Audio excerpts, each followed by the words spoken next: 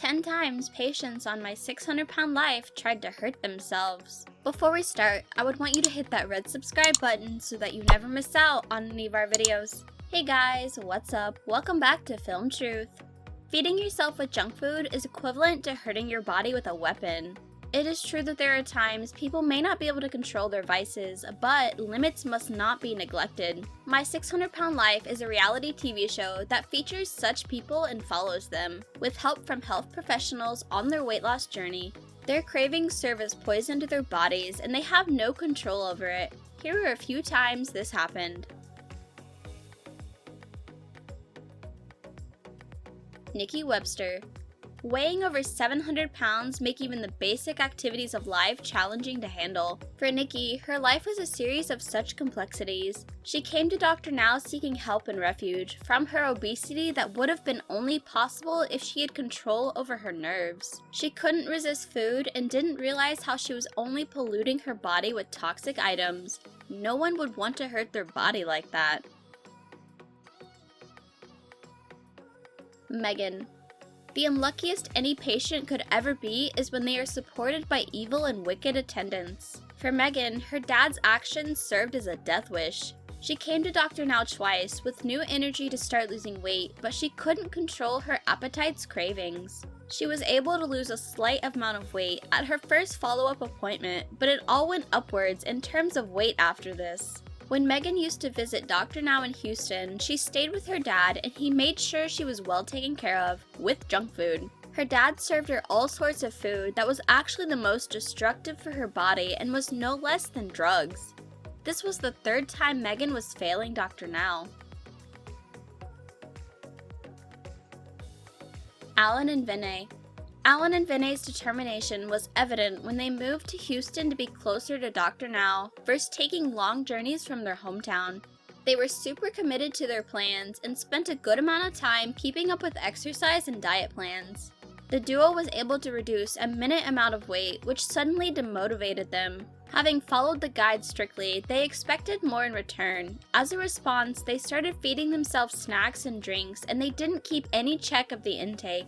Totally unfair to their bodies. Erica.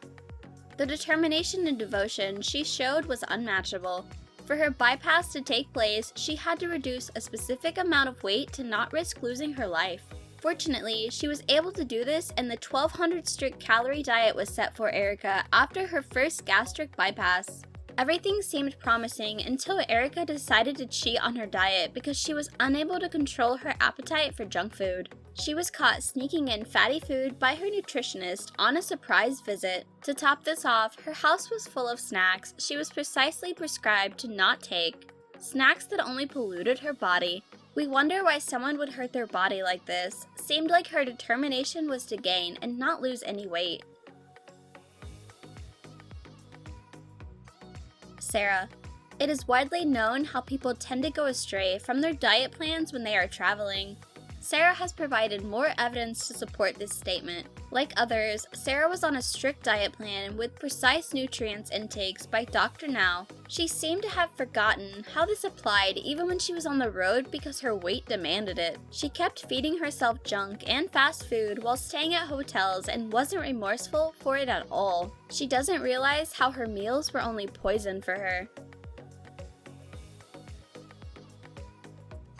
LaShanta. Emotional stress and eating are real.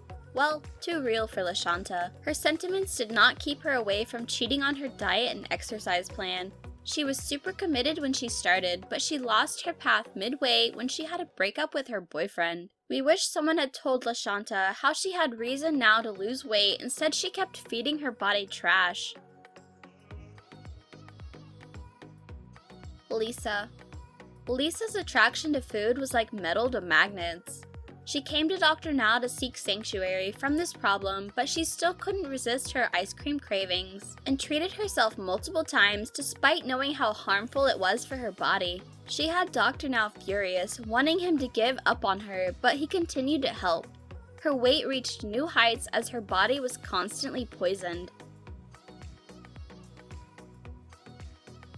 James.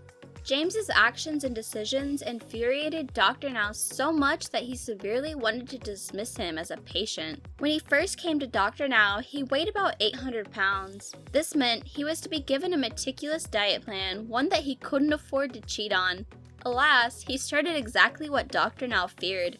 He fed himself with food that only contaminated his body, and he did this often. Sean's weight was worrisome to everyone, to the doctor, to the audience, and even to himself. But what can one do if their cravings have a stronger hold on their nerves? Sean weighed over 900 pounds when he first appeared on the show, and his neglect had the weight reaching about 1,000 pounds at one point. Everyone was dazed to see how his bones were even able to support this much mass. What is it if not contamination and poison for the body?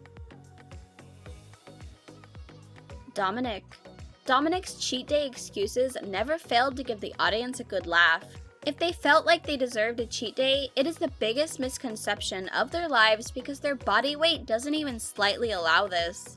Despite being on a strict diet, Dominic went ahead and often treated himself with burgers along with his brother. He couldn't bring himself to cook healthy food, only if he knew what he was depriving his body of. This brings us to the end of our video. I hope you enjoyed it, hit like if you did, and don't forget to subscribe to our channel so that you don't miss any of our videos in the future. Also, watch the next 2 videos that are on your screen because I'm sure you'll love them. With that, I'll see you in the next video.